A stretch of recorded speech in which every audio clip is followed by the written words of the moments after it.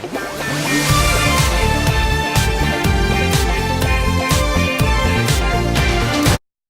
guys, welcome back to Ninjago News TV. Today we're back for another top 10 video, and we'll be talking about top 10 elemental powers. Not all these powers necessarily will be elemental powers, but they are all Ninjago power. So let's get started. In 10th place we have the power of creation, which is known to be Wu's power. Now the reason this isn't higher up on the list is because we know practically nothing about this power. All we know is that the dragons do have this power, and that there is the tornado of creation, which presumably is a combination of the four main elements. So we can probably infer that that creation is a combination of all four main elements. But other than that, we really don't know much about it. But it does seem pretty cool, just the ability to create something out of nothing, as we have seen from the tornado of creation. But I think a lot of people are kind of expecting, myself included, a parallel story with Garmadon getting his powers in season 8, and a lot of people wanted Wu to get his powers in season 9. That never happened, sadly. But I would like to see the power of creation explored further in future seasons. So next we have the element of wind, which is Moro's main power. This power is known to be extremely powerful, and I really love the way that it was conveyed in season 5. Yeah, so the element of wind is just pretty self-explanatory. You can create wind tornadoes. You can blow wind. You can fly around too. So I love the way that they explored this power and kind of made different variations of it. I thought it was really cool that Moro could actually fly around using the power of wind, and it was shown to be extremely powerful in the show, like definitely more powerful than the four ninjas elements. But yeah, I really love the way that wind was explored for the power of wind, just different forms of it and all. In 8th place we have Jay's element, which is of course lightning. Lightning is also a very unique power when we're talking about elemental powers. You don't really think of lightning necessarily. Fire and ice are very generic powers, but lightning is very different. I love the way it really fits Jay's character, and I love the way that I love the way lightning was used in this series. Lightning is really cool, and I think as a power, it's definitely very suitable for Jay's personality and all. And, it's not that powerful necessarily, but it is able to do some other pretty cool things. So yeah, that's pretty much why I love lightning. And next we have the element of fire, which is Kai's element. Again, the element of fire truly does fit Kai's hot temper and his hot personality. And I really love the element of fire. It is shown to be really cool. Definitely more powerful than lightning, although not that powerful necessarily. And I like the way that it's used in the show, as it can be just like the other elements. Just all these images are pretty much Kai's hand on fire. You can throw balls of fire and other stuff, so that makes it very useful in a fight, especially when you can also have your hands on fire, like punching people and stuff. And of course, it's ranged, so you can throw fireballs and such. And definitely pretty powerful when we're talking about elemental powers. But yeah, fire definitely does fit Kai's personality. And next up we have ice, which is definitely an extremely useful power.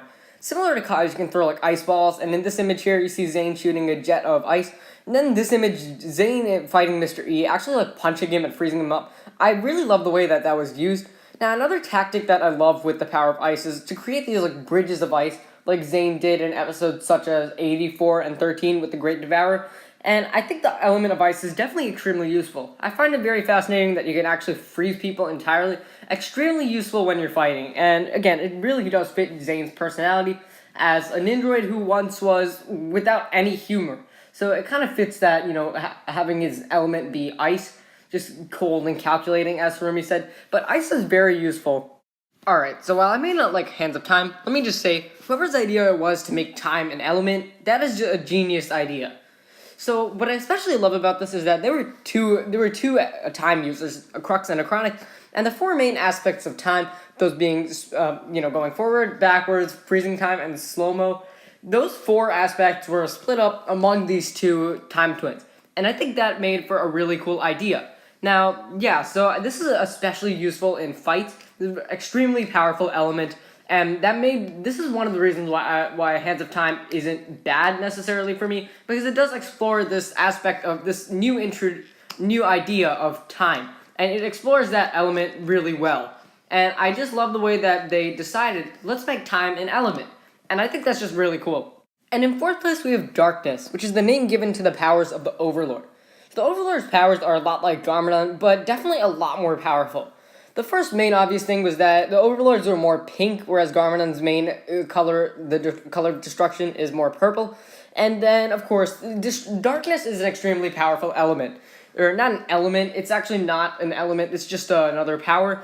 But what I love about this is that, that move that the Overlord used in episode 25, where he was actually able to put Lloyd in a bubble and throw him about. I found that concept to be extremely cool. Now, there are other instances, such as the Overlord just breathing dragon fire down onto Lloyd, which is also, again, darkness.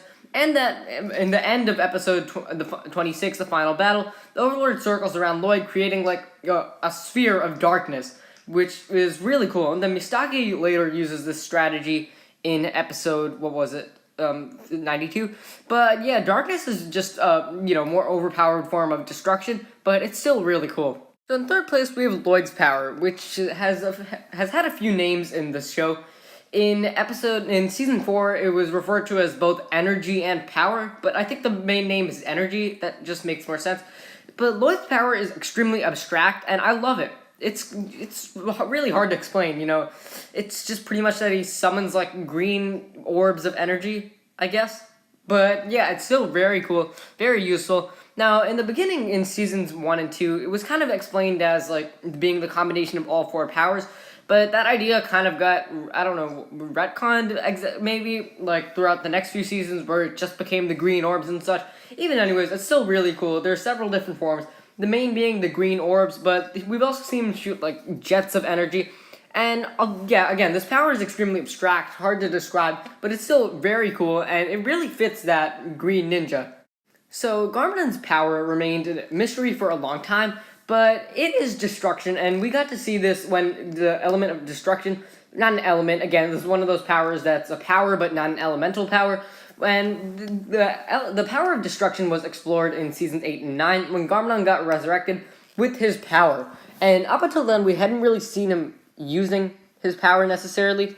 There were a few instances which in seasons 1 and 2, which I would call destruction, such as using his shadow form. I don't know, but my own headcanon is that this was him using his power. That's seen in episode 10 where he's creating lightning and doing stuff. But up until then, we hadn't really seen him use destruction until seasons 8 and 9. And I gotta say, it's extremely cool, because it has some variation, not just shooting energy and stuff like Lloyd's. We saw him in episode 94 create 4 blades out of destruction, which I found to be extremely cool. And then, again, we saw him, lighting up on fire, and this power is a lot like energy, but even more powerful, I'd say. It's really cool.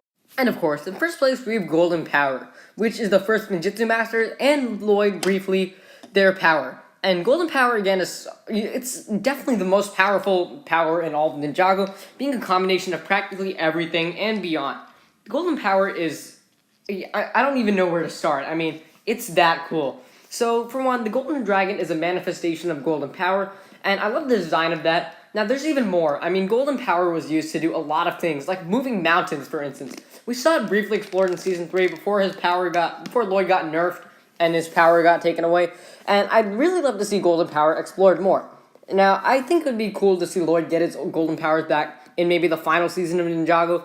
Other than that, I highly doubt that he'll be getting it back at any time, but I would like to see it get explored more, because we really did see some amazing scenes where Golden Power is getting used, especially with the moving mountains and raising that hand to save Garmadon from dying, and a lot of other instances in which it was extremely cool.